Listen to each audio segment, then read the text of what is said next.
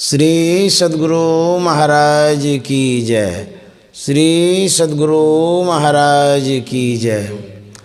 नमो नमो सद्गुरु नमो।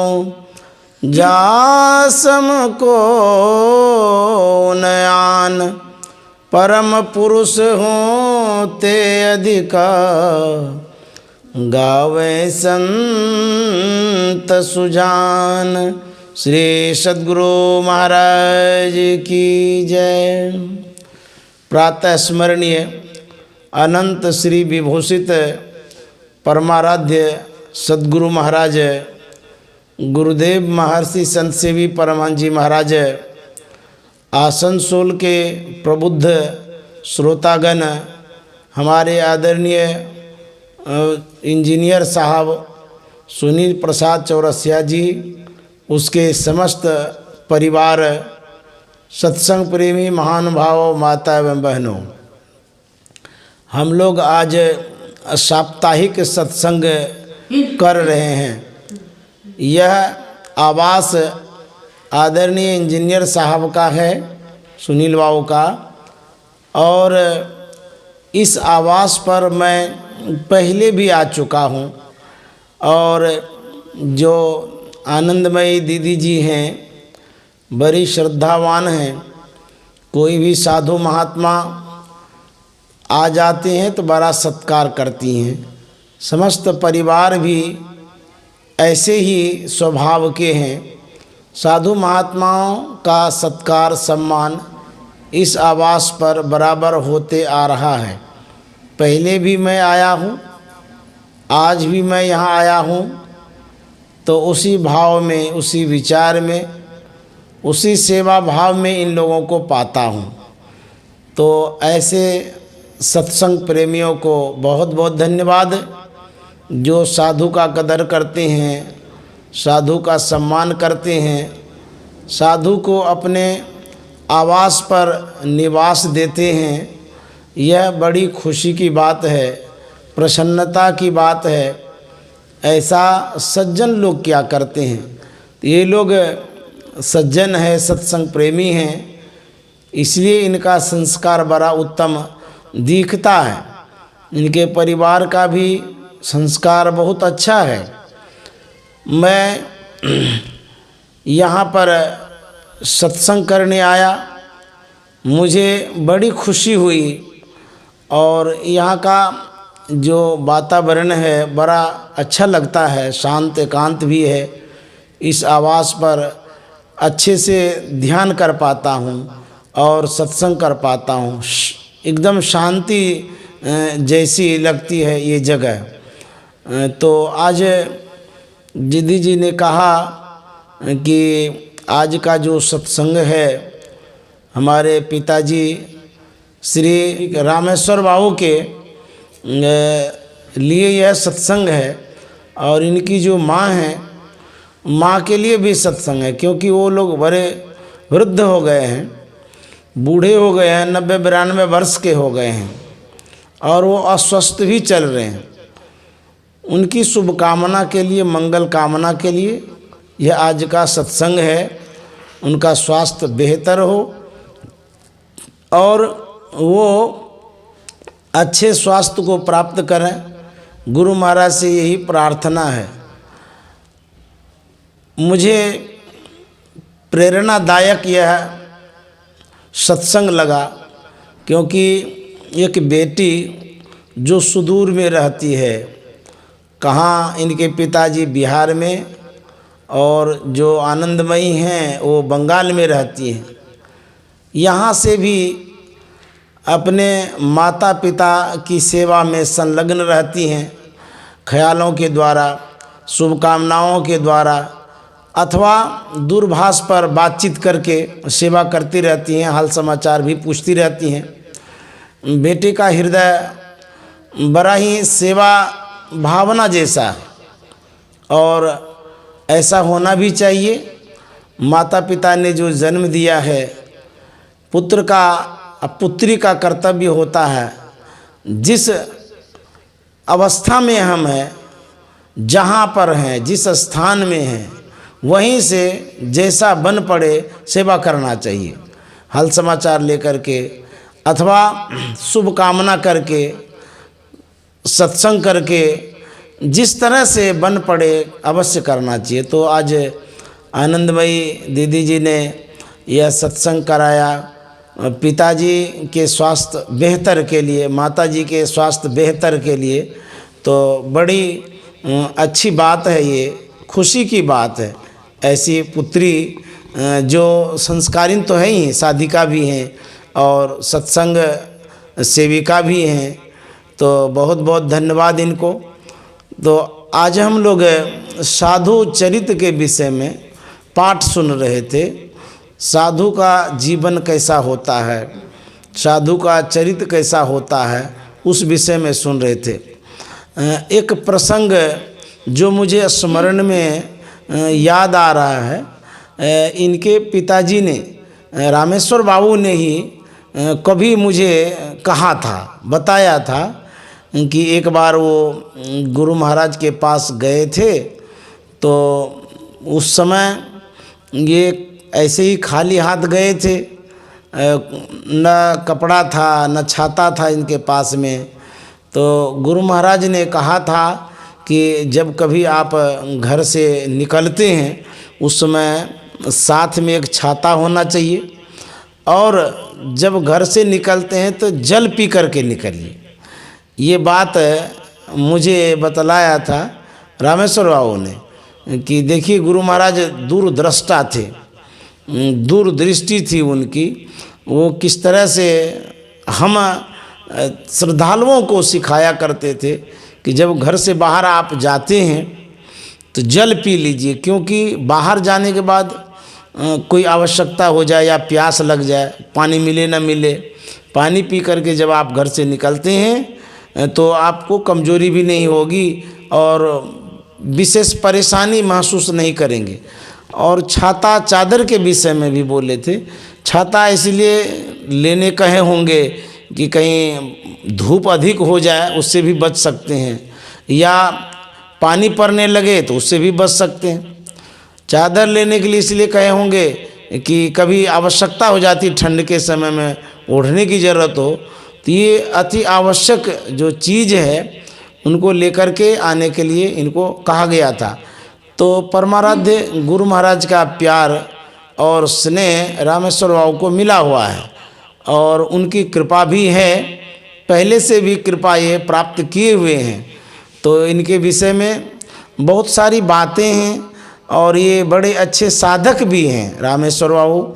मैंने अपने आँखों से देखा, कुप्पा घाट में जब साधना शिविर लगती थी तो मासिक ध्यान में, महीनों भर की साधना शिविर में ये सम्मिलित होते थे और कुप्पा घाट में रह कर के ध्यान करते थे। इतने बुजुर्ग वृद्ध हैं, फिर भी उस समय मैंने देखा था कि ध्यान में ये भाग लेते थे। तो बहुत ध्यान किए हैं ये, और गुरु महाराज का सानिध्य भी पाए हैं, दर्शन भी मिला है। माता जी को भी ऐसा हुआ है, वो भी सौभाग्यशालिनी है। तो दोनों के स्वास्थ्य के लिए शुभकामना, मंगल कामना है कि अच्छे हों, अच्छे से रहें और गुरु महाराज मनोबल बढ़ा करके रखें। और इन्होंने जो सत्संग ध्यान किया है इसके लिए तो कुछ सोचना ही नहीं है कि ये मनुष्य का शरीर पाएंगे, ये तो गुरु महाराज ने ही कहा है। इतने अच्छे साधक और साधिका हैं इनकी माता जी। तो साधु के विषय में सुन रहे थे, बताना चाह रहे थे कि साधु कैसा होता है। साधु चरित शुभ सरिस कपासु, निरस विशद गुणमय फल जासु। साधु किसे कहते हैं?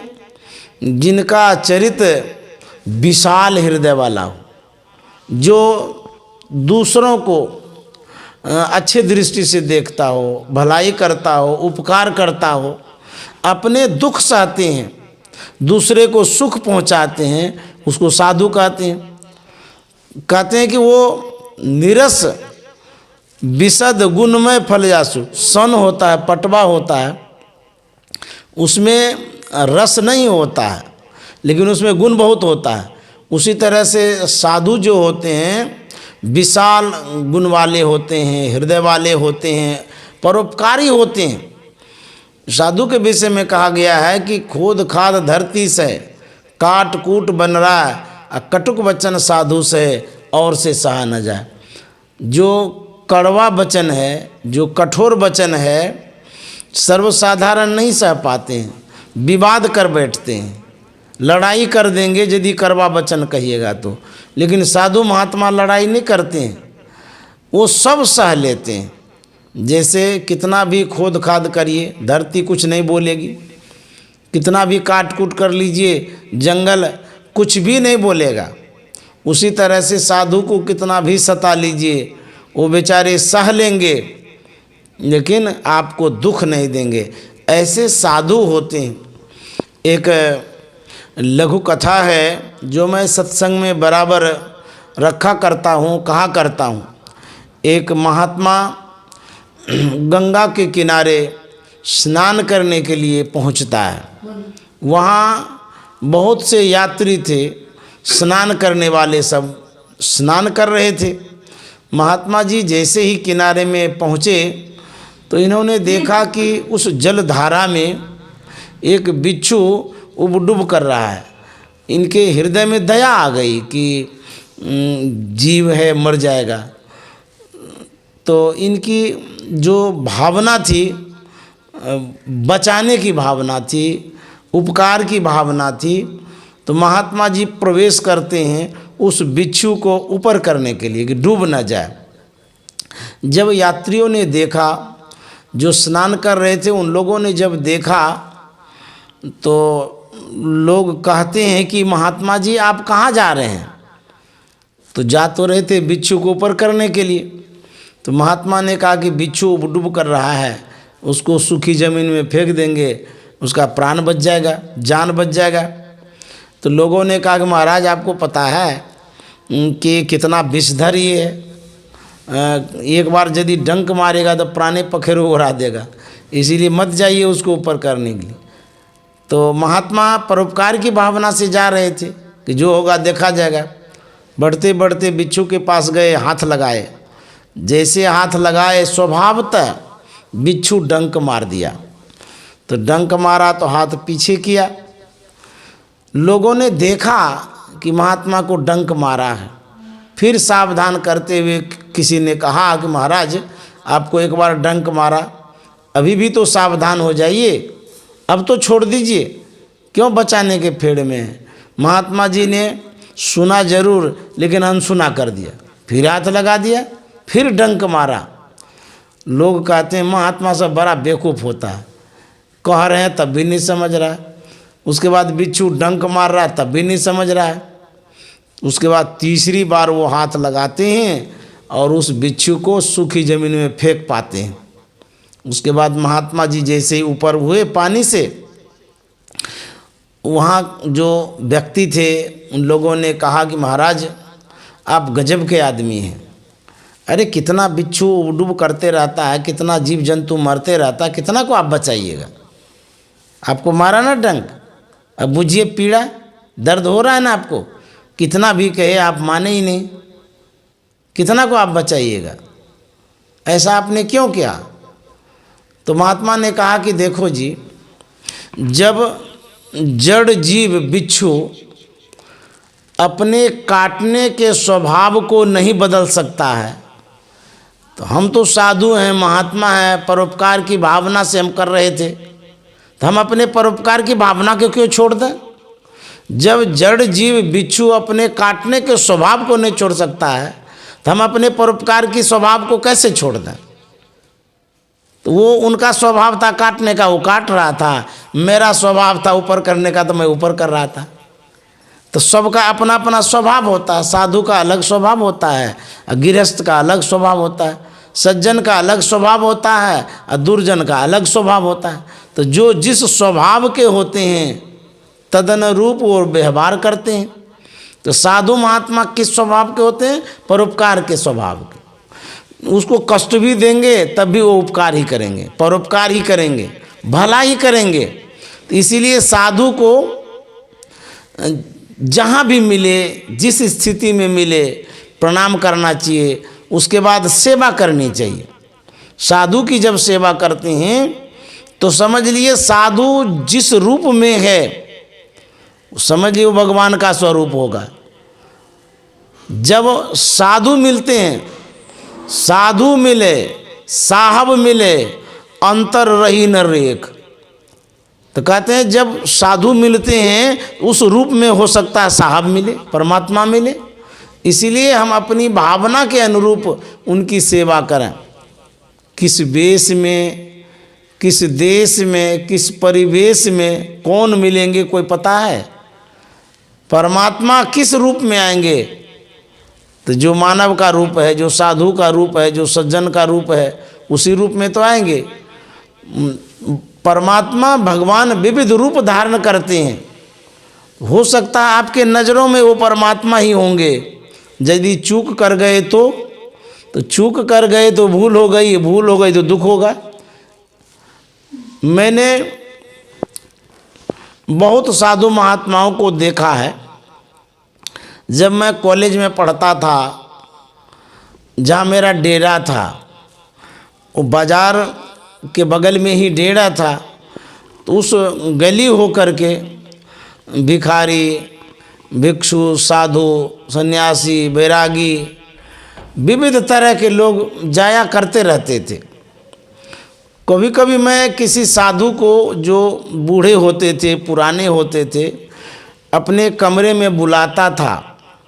स्वभाव ऐसा था मेरा, बुलाता था, उनसे जीवन के विषय में पूछता था कि आपको इस संसार कैसा लगता है, आपने किस तरह से जीवन बिताया, और आप अपना अनुभव कुछ बताइए, किस ज़माने से आप आ रहे हैं, उस ज़माने का, उस समय का बात बताइए।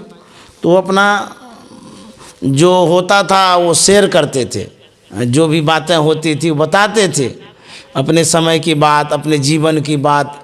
उसके बाद उसे मैं कुछ खिला भी देता था, यदि कुछ रहता था मेरे पास। तो कुछ ऐसा होता था तो सामान या पैसा भी दे देता था। इस तरह से जब आप साधु का सम्मान करते, उपकार करते हैं, तो भला होता है। भगवान भी भला करते हैं उसका। एक बार मैं कॉलेज जा रहा था, मॉर्निंग क्लास था मेरा, सवेरे का। मैं स्टेशन का प्लेटफॉर्म पार करके जाता था बराबर। तो जो माल गोदाम था, वहाँ पर एक बूढ़ी खून से लथपथ पड़ी हुई थी, बहुत बूढ़ी थी। तो उसको मैंने जब देखा तो मेरे दिल में दया आ गई। कहा कोई देख नहीं रहा है, इसको कोई सहयोग भी नहीं कर रहा, घोलट गई है, पड़ी हुई है, खून भी जा रहा था, हो सकता है ठोकर लग गई होगी। तो मैं अकेले था उस समय। माताजी से मैंने पूछा कि आपका घर किधर है? तो उन्होंने कहा कि उस पार में घर है मेरा। तो अब उस समय कोई आ नहीं रहा था। मेरे मन में अब क्या करें, कैसे करें, कॉलेज जाना, अच्छा उधर ही जाना था। मैं एक रिक्शा वाला को बुलाया।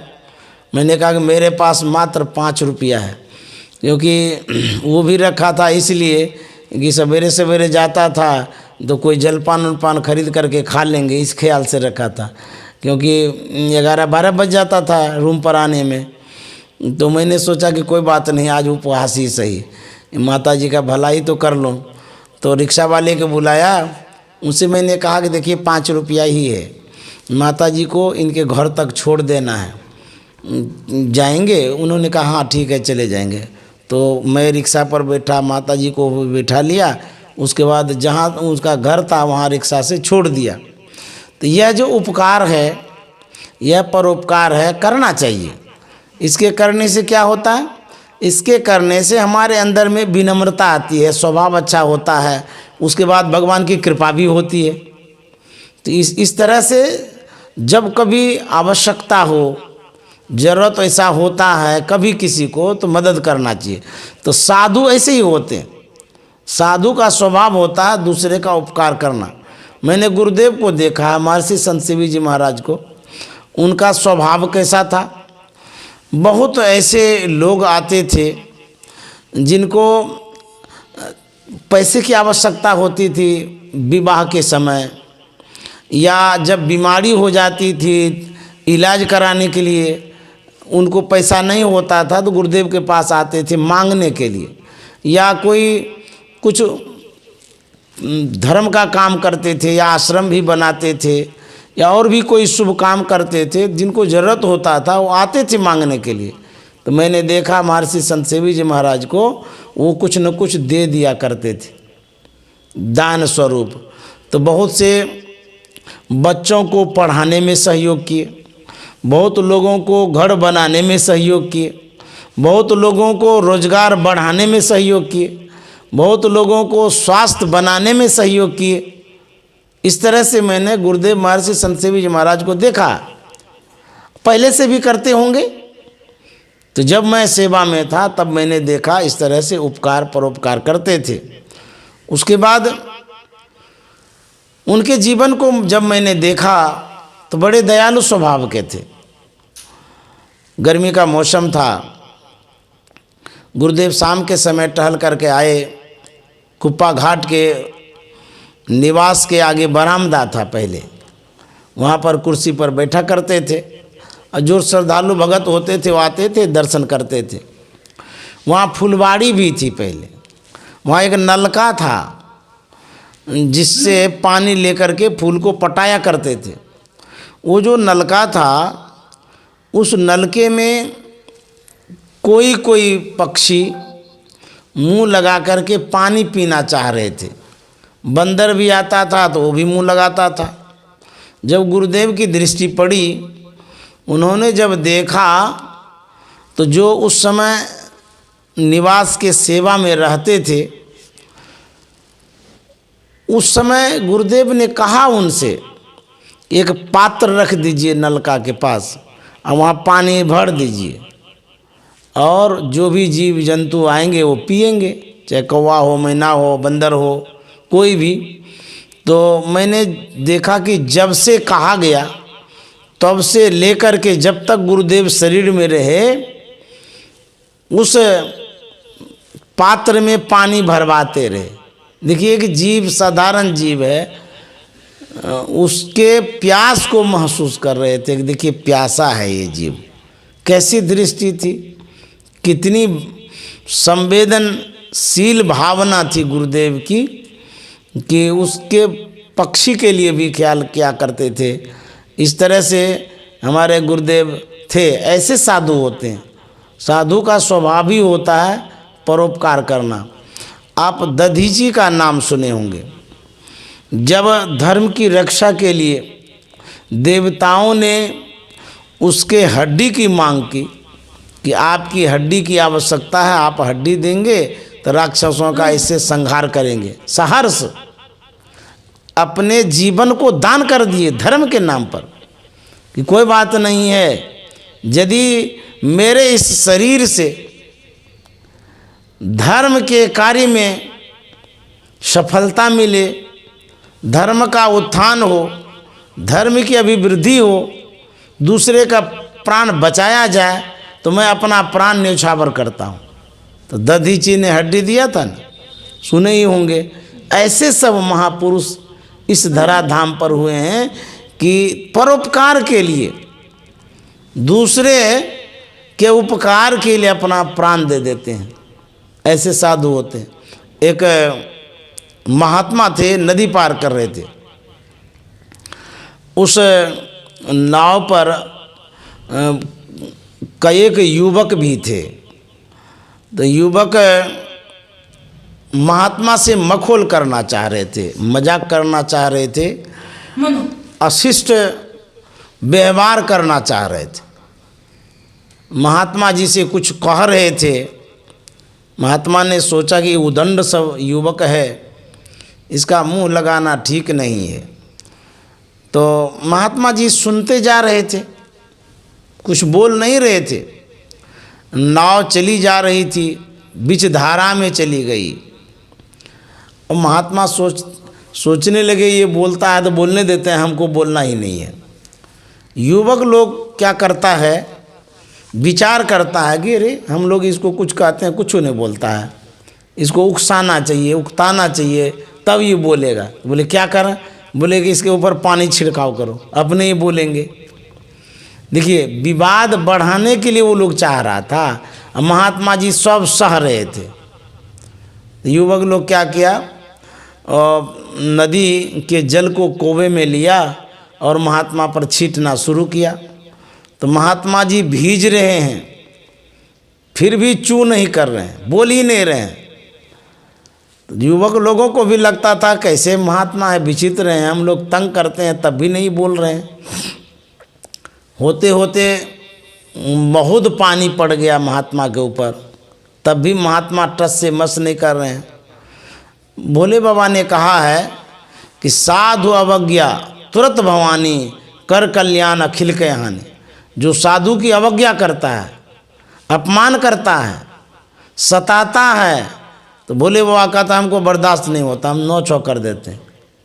उसी समय आकाशवाणी हुई, जब भगवान को बर्दाश्त नहीं हुआ कि साधु इतना सह रहे हैं और ये दुर्जन दुष्ट पीछा नहीं छोड़ रहे हैं, आकाशवाणी होती है कि महाराज आप कहें तो मैं इस नाव को डुबा देता हूँ और सब मर करके ख़त्म हो जाएगा।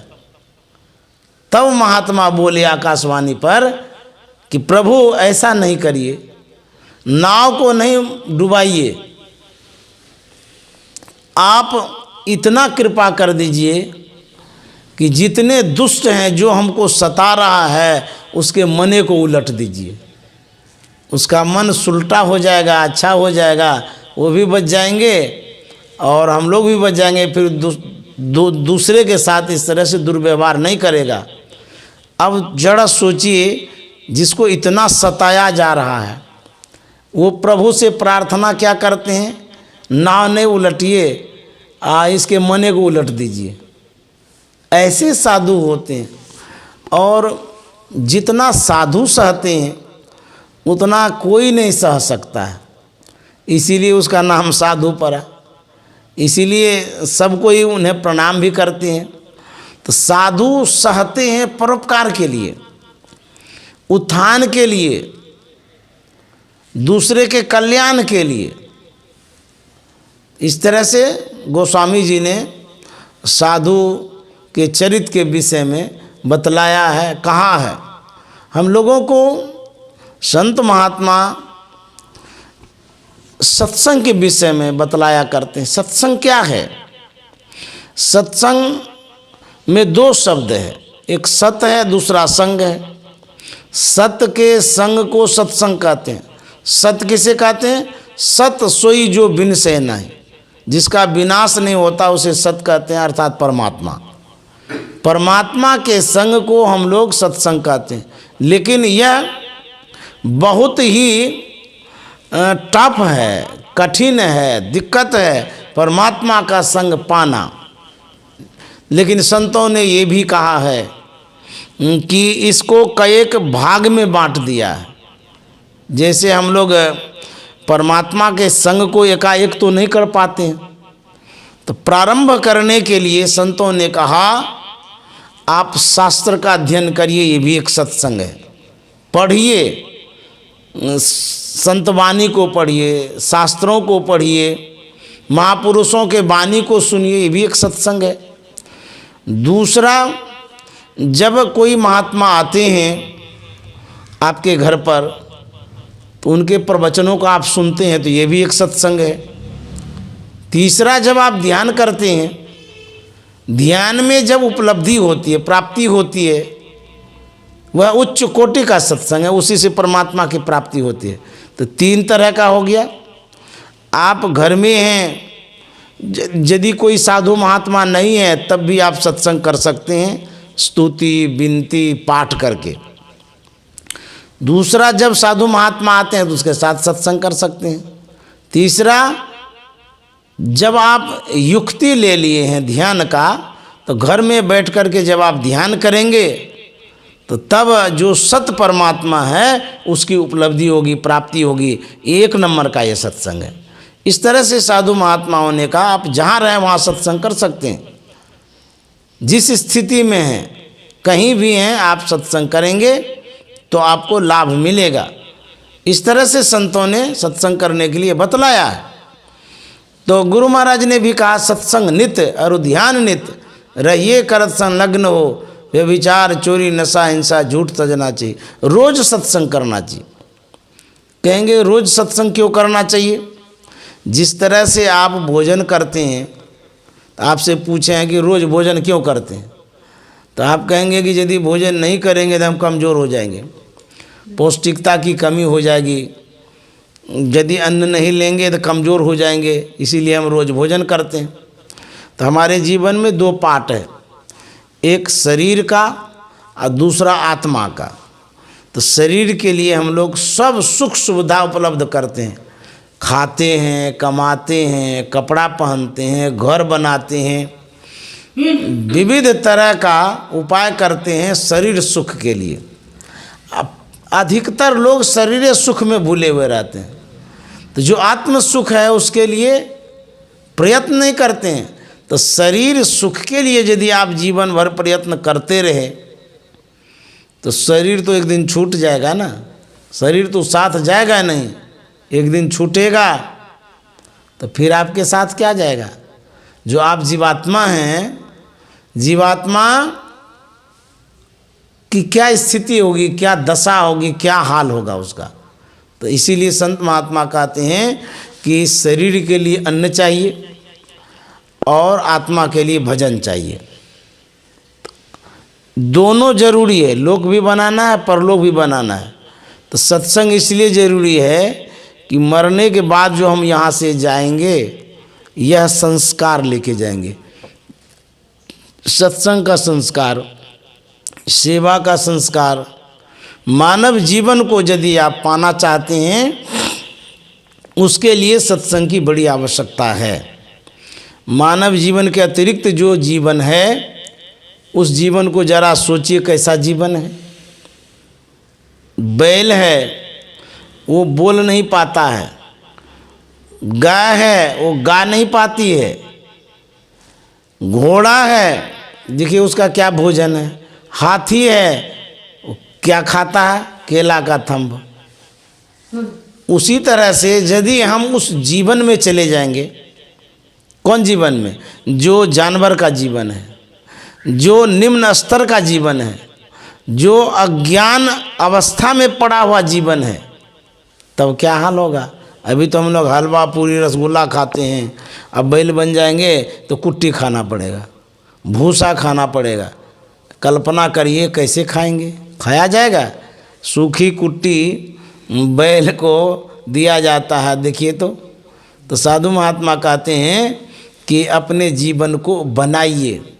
एक ब्रह्मानंद स्वामी का भजन है, उन्होंने कहा है, जिंदगी सुधार बंदे यही तेरो काम है, जिंदगी सुधार बंदे यही तेरो काम है, जिंदगी सुधार बंदे मानुष की देह पाई हरि से ननेह लाई, मानुष की देह पाई हरि से ननेह लाई, विषयों के जाल माही फसिया निकाम है, जिंदगी सुधार बंदे यही तेरो काम है, जिंदगी सुधार बंदे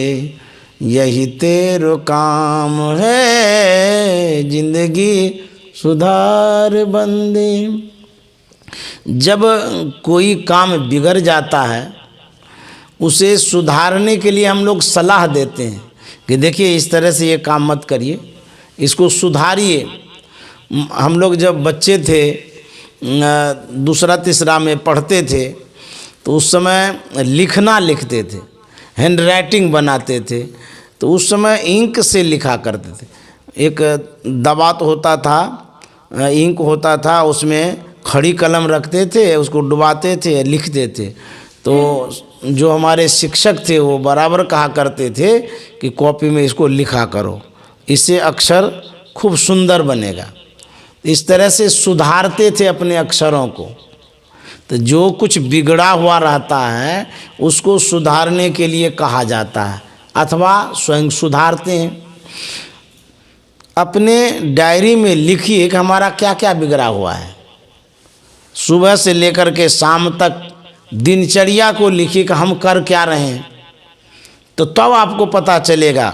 आप सुबह से शाम तक सिर्फ शरीर के लिए करते हैं, खाते हैं शरीर के लिए, पहनते हैं शरीर के लिए, सोते हैं शरीर के लिए, कमाते हैं शरीर के लिए, सब तो शरीर सुख के लिए करते हैं। सुधारना क्या है? शरीर को तो आप सुधारते हैं, जीवन को कहाँ सुधारते हैं? आप जो शरीर में हैं वो आपका जीवन है वो, और जो शरीर है वो आपका है।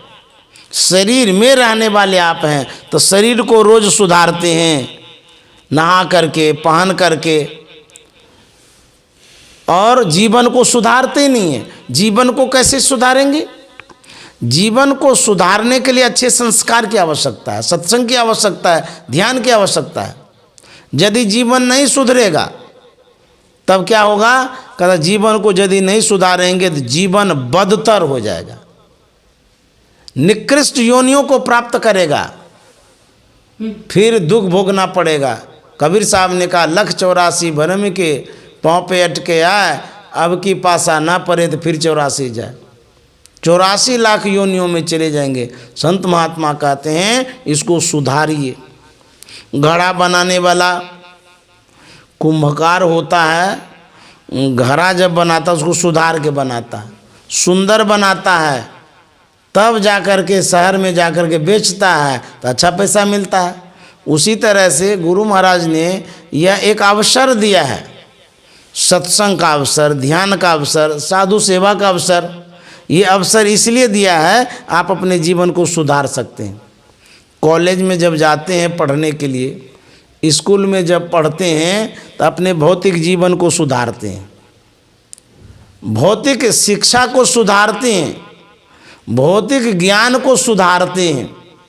तो गुरु महाराज ने कृपा करके जो सत्संग दिया है, इससे आपका आध्यात्मिक जीवन सुधरेगा, आध्यात्मिक जीवन बनेगा। इसको बनाने के लिए संत सद्गुरु की भी आवश्यकता होती है। कुप्पा घाट में एक बार कलकत्ता के सज्जन दर्शन के लिए गए थे, तो वहाँ जब गुरुदेव के करीब पहुँचे, शाम का समय था, वहाँ पर और भी दर्शक बैठे हुए थे। गुरुदेव ने उस सज्जन से पूछा कि आप कहाँ से आए हैं? उस सज्जन ने कहा मैं कलकत्ता से आया हूँ। फिर गुरुदेव पूछते हैं कि कलकत्ता में रामकृष्ण परमहंस थे, उनको आप जानते हैं? बोले हाँ हाँ, क्यों नहीं जानते, वो तो सब कोई जानते हैं उनको, विश्वविख्यात संत हुए हैं। बोले विवेकानंद जी महाराज को? बोले उनको भी जानता हूँ, और भी लोग जानते हैं। फिर गुरुदेव ने पूछा कि विवेकानंद जी महाराज कितने पढ़े लिखे थे और श्री रामकृष्ण परमहंस कितने पढ़े लिखे थे? तो उस सज्जन ने कहा कि विवेकानंद जी महाराज तो उन दिनों BA किए हुए थे, बहुत महत्व रखता था उस समय। रामकृष्ण परमहंस? बोले रामकृष्ण परमहंस उतने पढ़े लिखे नहीं थे। फिर गुरुदेव ने पूछा कि अच्छा ये बतलाइए, विवेकानंद जी महाराज BA पढ़े लिखे थे और रामकृष्ण परमहंस उतना पढ़े लिखे नहीं थे, तो फिर विवेकानंद जी महाराज उनके पास क्यों गए, कम पढ़े लिखे पास? वो सज्जन चुप हो गए। तब गुरुदेव ने कहा था कि विवेकानंद जी महाराज भौतिक विद्या में पारंगत थे, रामकृष्ण परमहंस अध्यात्म विद्या में पारंगत थे। विवेकानंद जी महाराज को भौतिक ज्ञान था, रामकृष्ण परमहंस को अध्यात्म का ज्ञान था। विवेकानंद जी महाराज को पिंड का ज्ञान था, रामकृष्ण परमहंस को ब्रह्मांड का ज्ञान था। विवेकानंद जी महाराज को आँख से नीचे का ज्ञान था, रामकृष्ण परमहंस को आँख से ऊपर का ज्ञान था। विवेकानंद जी महाराज को अंधकार का ज्ञान था, रामकृष्ण परमहंस को प्रकाश का ज्ञान था। जो पढ़ाई है, भौतिक पढ़ाई, इस पढ़ाई से हम भौतिक जीवन को सुधार सकते हैं, बना सकते हैं। और जो आध्यात्मिक पढ़ाई है, जो संत सद्गुरु देते हैं, उससे हम अपने जीवन को बना सकते हैं। जो ब्रह्मानंद स्वामी ने कहा, जीवन सुधार बंदे। अपने जीवन को यदि सुधारना चाहते हैं, बनाना चाहते हैं, तो कहता संत सद्गुरु के पास जा कर के उनसे सद शिक्षा प्राप्त करके ध्यान करेंगे, तब अपना जीवन बनेगा। नहीं तो भौतिक जीवन जो है, स्थूल जीवन जो है, उसको खा पी करके तो बनेबे करते हैं। खाना पीना सो जाना सब काम है पशु समाना जी। हम लोग खाते हैं, पीते हैं, सो जाते हैं, कहते हैं ये पशुवत जीवन है। यदि अपने आप को बनाना चाहते हैं, इसके लिए इस जीवन से जो बेहतर जीवन है, अर्थात जो संतों ने बताया, शास्त्रों ने जो बताया, ईश्वर प्राप्ति का जो मार्ग बताया, उस जीवन को यदि आप जीते हैं, तब आपके जीवन में अद्भुत परिवर्तन होगा। आप मानव होकर के फिर मानव शरीर प्राप्त कर सकते। नहीं तो एक बार तो मानव बन गए, यदि न सत्संग करेंगे, न भजन करेंगे, न ध्यान करेंगे, फिर कहते हैं मानव शरीर नहीं मिलेगा। क्योंकि मानव शरीर मिलने का माध्यम सत्संग और ध्यान है। जो सत्संग और ध्यान करेंगे, अच्छे संस्कारों को अपनाएंगे, तभी वो मानव बन सकते हैं। अथवा सिर्फ खाना पीना सोना से मानव नहीं बन सकते। मानव ये शरीर जो मिला है परमात्मा की असीम अनुकंपा से, परमात्मा ने कृपा करके दिया है। कब हुक करी करुणा नर देही, देत ईस बिनु हेतु सनेही। करुणा के सागर, कृपा के सागर परमात्मा ने मनुष्य का शरीर हमें कृपा करके दिया है। देना और पाना दोनों में अंतर होता है। आपके दरवाजे पर कोई आता है, आप उसे देते हैं। आपके दरवाजे पर कोई आता है कुछ लेकर के, वो आपको देता है। आप देते हैं या आपको वो देता है। तो जब आप कुछ प्राप्त करते हैं, वो पुरुषार्थ आपका है, आपका मेहनत है उसमें। यदि आपको कोई कुछ देता है, उसमें पुरुषार्थ आपका कुछ नहीं है, वो कृपा से मिलता है। तो दोनों में अंतर है ना। आप कमाते हैं मेहनत के साथ, वो पुरुषार्थ आपका है। यदि आपको कोई कुछ दे देता है, वो पुरुषार्थ नहीं है आपका। वो तो उदार भाव से आपको कोई दान दे दिया, कोई सहयोग दे दिया, ये अलग है ना। दोनों में अंतर है ना। हम कमा करके कुछ प्राप्त करते हैं, वो पुरुषार्थ है, मेरा मेहनत है उसमें दावा भी कर सकते हैं। और कोई आपको दे रहा है दान स्वरूप, वो दावा वावा कुछ नहीं है, वो तो श्रद्धा प्रेम से दे रहा, उदारता पूर्वक दे रहा, उसकी महती कृपा है इसलिए दे रहा। उसी तरह से यह जो मनुष्य का शरीर मिला है, ये परमात्मा ने हमें दिया है, प्राप्त नहीं किए हम। आप में क्षमता नहीं है कि मनुष्य शरीर प्राप्त करेंगे, परमात्मा ने कृपा करके दिया है। कब हुक करी करुणा नर देही, देत ईस बिनु हेतु सनेही। हमें अभी दिया है मनुष्य का शरीर कृपा करके, और हमने अभी इसके लिए कुछ नहीं किया है, न कमाया है न कुछ किया है। लेकिन संत महात्मा कहते हैं परमात्मा ने भले हमको दे दिया है, दान स्वरूप दिया है, कृपा करके दिया, अनुग्रह करके दिया है। मान लीजिए आपको 1 लाख रुपया कोई दान में दे दिया ना आपको, तो उससे क्या करना है, उस 1 लाख रुपये से हम कमाएंगे। अब पुरुषार्थ करेंगे, मेहनत करेंगे, इतना कमाएंगे कि हम 20 लाख 25 लाख करोड़ों बना लेंगे। ये आपका पुरुषार्थ हुआ। एक बार तो किसी ने दे दिया, उसी पूंजी से आप अपने जीवन को बेहतर बना रहे हैं, पूंजी से पूंजी बना रहे हैं। तो आपको मिला ये अनुग्रह है, आपने उस 1 लाख में 10 लाख मिलाया, ये आपका पुरुषार्थ है, मेहनत है। ठीक उसी तरह से परमात्मा ने मनुष्य का शरीर तो दिया है, तो खाली दिया है इतने तक रह जाएंगे तो बढ़ेगा नहीं, खा पी के ख़त्म कर देंगे, फिर हाथ खाली हो जाएगा। फिर नहीं देगा तो उसकी इच्छा है, देगा नहीं भी देगा। एक बार देख लिया, दे करके यदि आप उसमें कोई मेहनत नहीं करते हैं, पुरुषार्थ नहीं करते हैं, दोबारा नहीं देगा। कहेगा ये जो आदमी है बड़ा आलसी है, और निकम्मा है ये आदमी, काम नहीं करता है। उसी तरह से मनुष्य का शरीर अभी मिल गया है, उसके बाद अब हम इसमें पुरुषार्थ करेंगे। किसके अनुसार? संत के अनुसार, शास्त्र के अनुसार, सद्गुरु के अनुसार हम मेहनत करेंगे, ध्यान करेंगे, भजन करेंगे, सेवा करेंगे, सत्संग करेंगे। ये हमारा पुरुषार्थ होगा। जब हम इतना मेहनत करेंगे तब गुरु महाराज कहते हैं इतना जब आप मेहनत करिएगा मानव शरीर पा करके, तब आपको अपने मेहनत का फल फिर मानव शरीर मिलेगा, तब दोबारा मिलेगा मेहनत का फल। और यदि दूसरे के दिए ऊपर बैठ करके खा गए तो फिर वो मेहनत तो आपने किया नहीं, तो फल क्या मिलेगा? फल की आशा छोड़ दीजिए। इसीलिए अभी हम मेहनत करेंगे, ध्यान करेंगे, सत्संग करेंगे, तब जाकर के हमको मनुष्य का शरीर मिलेगा। अपने पुरुषार्थ से मिलेगा, मेहनत से मिलेगा, कर्तव्य से मिलेगा। इसीलिए ब्रह्मानंद स्वामी कहा था जिंदगी सुधार बंदे, यही तेरो काम, ये इसी को सुधारना है। वो आपके पास जो कुछ भी है वो माँ का है, पिता का है, भाई का है, परिवार का है, आपका नहीं है। जब आप मेहनत करेंगे उसी व्यवस्था में रह करके, तब आपका नाम होगा। नहीं, जितना व्यवस्था इसको दिया गया उससे बढ़कर के इन्होंने व्यवस्था उपलब्ध किया है, तो कितना नाम गुणगान होगा। उसी तरह से साधु महात्मा यही कहा करते हैं कि आपके पास जो मानव शरीर रूपी पूंजी है, उस पूंजी को डेवलप करिए, आगे बढ़ाइए। यदि डेवलप नहीं करेंगे तो फिर क्या होगा?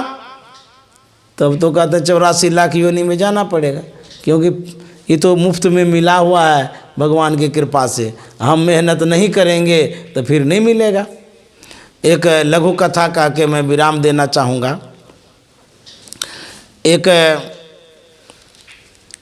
लड़की थी, युवती, उसकी सगाई हो गई थी, विवाह हुआ नहीं था, सगाई मतलब बातचीत हो जाती है फाइनल। उसमें लोग जो समाज के होते हैं, नियम है, प्रथा है कि कुछ आदान प्रदान किया करते हैं सौगात को, चाहे वो कपड़ा हो, फल हो, फूल हो, पैसा हो, कुछ भी देते हैं। ये हम लोगों का नियम है जब तक शादी संपन्न नहीं हो जाती है। तो लड़का सोचता है कि मेरी जो धर्म पत्नी है होने वाली, उसको मैं एक सुंदर सा आभूषण नथिया भेंट करूँगा। मन की बात लेकर के गया सोनार के पास। उन्होंने कहा कि मैं धर्म पत्नी को एक नथिया भेंट करना चाहता हूँ, बेशकीमती आभूषण का। आप बनाइए, जितना जो कुछ लगेगा हम दे देंगे, जो भी पैसा लगेगा। तो वह सोनार बनाता है, खूब सुंदर आभूषण, सुंदर सा नथिया बना करके दे देता है। वह लड़का पत्नी के नाम से पार्सल करता है। जब वहाँ उस युवती को, लड़की को नथिया प्राप्त होता है, वह देख करके फूले नहीं समाती, बड़ी खुश होती। बाप रे बाप, हमारे पतिदेव कितने अच्छे हैं। अभी तो विवाह हुआ नहीं है, उसके पहले ही हमको इतना मान सम्मान कर रहा है, इतना मानता है, विवाह के बाद कितना मानेगा। तो बहुत खुश होती है। खुशियों को बांटने के लिए वो सखियों के बीच जाती है, सखियों से बात बताती है कि देखिए जिस लड़के से मेरी शादी होगी, विवाह होगा, वह लड़का कितना अच्छा है जो मेरे लिए एक नथिया भेंट किया है, पहली भेंट है। इतना मानता है तो बाद में कितना मानेगा। मैं बहुत खुश नसीब हूँ। यह बात सखियों से वो बता रही थी। एक सखी, दो सखी, कई एक सखी आ गई। बातचीत करते करते सड़क तक चली गई वो सब। एक महात्मा जी आ रहे थे। महात्मा जी ने देखा कि ये लड़कियां सब गुणगान कर रही है, कह रही है कि हमारे पतिदेव अच्छे हैं, अच्छे हैं। तो जानने के ख्याल से वह महात्मा पहुंचता है। पूछते हैं कि अरे बालिकाओं, तुम लोग क्या बोल रही हो, क्या कह रही हो कि हमारे पतिदेव अच्छे हैं, आखिर क्या बात है बताओ। वो जिस लड़की की शादी होने वाली थी, जिसको नथिया भेंट किया गया था, उसने महात्मा से कहा कि महाराज मैं खुश नसीब हूँ, भाग्यशालिनी हूँ, सौभाग्यशालिनी हूँ, क्योंकि मेरे पतिदेव बड़े नेक इंसान हैं, बड़े ईमानदार, अच्छे हैं, सज्जन हैं, मुझे बहुत मान सम्मान दिया करते हैं। अभी तो शादी हुई नहीं है, पहले ही हमको एक सुंदर सा भेंट नथिया दिया, इसीलिए मैं गुणगान करती हूँ और खुशी मनाती हूँ। महात्मा ने कहा कि जरा सोचो, तुमको जागतिक पतिदेव ने एक नथिया दिया, यह जो भेंट दिया इसको पा करके तुम फूले नहीं समाती हो और गुणगान करते थकती नहीं हो। जिस परम प्रभु परमात्मा ने, जगतपति परमात्मा ने तुमको सुंदर सा नाक दिया, उसका एक बार नाम नहीं लेती हो, गुणगान नहीं करती हो, और संसारिक पति ने तुमको नथिया दिया तो उसका बार बार गुणगान करती हो। नाक न होता तो नथिया कहाँ लगाती, सुर्पनखा बना के भेज देता तो नाक किसने दिया है? परमात्मा ने, ईश्वर ने। नथिया किसने दिया? संसारिक पति ने। तो जो नथिया दिया है वो बड़े हैं या जिसने नाक दिया है वो बड़े हैं? तो जिसने नाक दिया है वो बड़े हैं, वो परमात्मा है। इसीलिए उसका भगवत भजन करना चाहिए, सत्संग करना चाहिए, ध्यान करना चाहिए। परमात्मा का यदि आप नाम लेंगे, सत्संग ध्यान करेंगे, तब आपका जीवन बेहतर होगा और जिंदगी का सुधार होगा। यदि इस तरह से करते हैं तब जीवन सुधरेगा।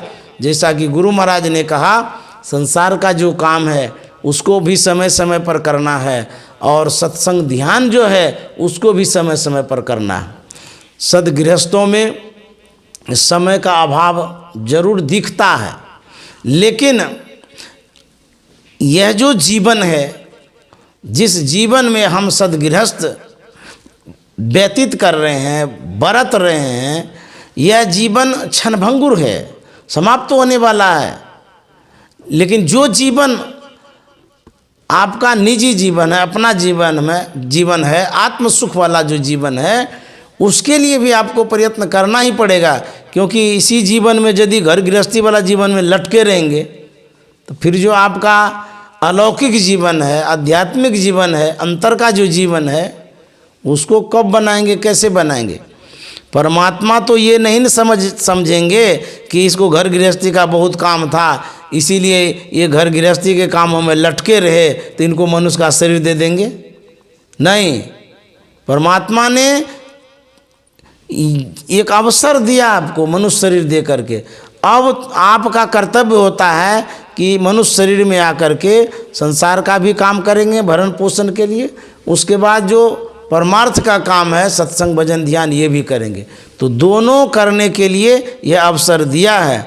हाँ, भले आप बहाना कर लीजिए, आलस्य बस आप कुछ करिए ना करिए, लेकिन जब जमराज आएगा उस समय न आलस चलेगा न बहाना चलेगा, कुछ भी नहीं होगा, मार मार करके ले जाएगा। इसीलिए संत महात्मा कहते हैं अपने जीवन को बेहतर बनाइए सत्संग और ध्यान के माध्यम से। आज जो यह सत्संग हुआ हमारे रामेश्वर बाबू के स्वास्थ्य के लिए, बेहतर स्वास्थ्य के लिए, माता जी के स्वास्थ्य बेहतर के लिए और उनके लिए ही शुभकामना था। उन्होंने जो सत्संग और ध्यान किया है वो अनुकरणीय है, आदरणीय है और आजीवन वो ध्यान सत्संग करते रहे। इस अवस्था में भी सद्गुरु को याद करते हैं और उनके जीवन को याद करते हैं, ये बहुत बड़ी बात है। उन्होंने अपने जीवन को बनाया है, सजाया है, संवारा है। शरीर के जीवन को तो जो भी बनाना था बना ही लिया, लेकिन जो पारमार्थिक जीवन है, अलौकिक जीवन जो है, जो आत्म जीवन है, उसको भी उन्होंने सजाया और संवारा है। इसलिए उन्हें बहुत बहुत धन्यवाद, साधुवाद। गुरु महाराज की खूब कृपा हो, यह शुभकामना मंगल कामना करते हैं। आज जो आनंद दीदी ने यह सत्संग कराया उनके लिए भी शुभकामना मंगल कामना है और इनके परिवार के लिए भी शुभकामना मंगल कामना करते हैं। 2022 ईस्वी का ये जनवरी महीना है। नए साल में हम लोग नए महीना में सत्संग कर रहे हैं और सत्संग किए हैं, इसके लिए बहुत बहुत धन्यवाद। श्री सद्गुरु महाराज की जय। श्री सद्गुरु महाराज की जय।